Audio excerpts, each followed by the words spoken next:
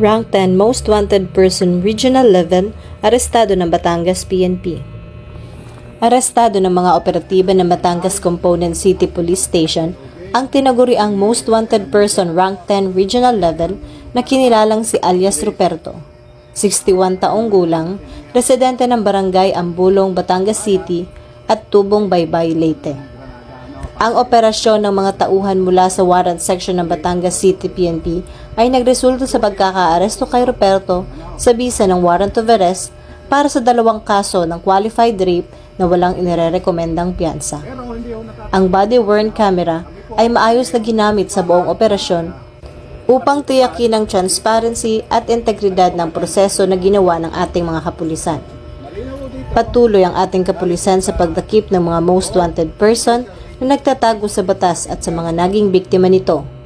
Hangad ng ating mambabatas na pagbayarin nito ang krimen ng kanilang kinasasangkutan at mapigilan na ang pagdagdag pa ng anumang makakapinsala sa ating lipunan. Dahil ang gusto ng pulis, ligtas tayo sa bagong Pilipinas. Mula rito sa lalawigan ng Batangas, ako ang inyong Police News Network Correspondent, Patrolwoman Bernardes. Talagay ng batas, tagataguyod ng balitang pulis.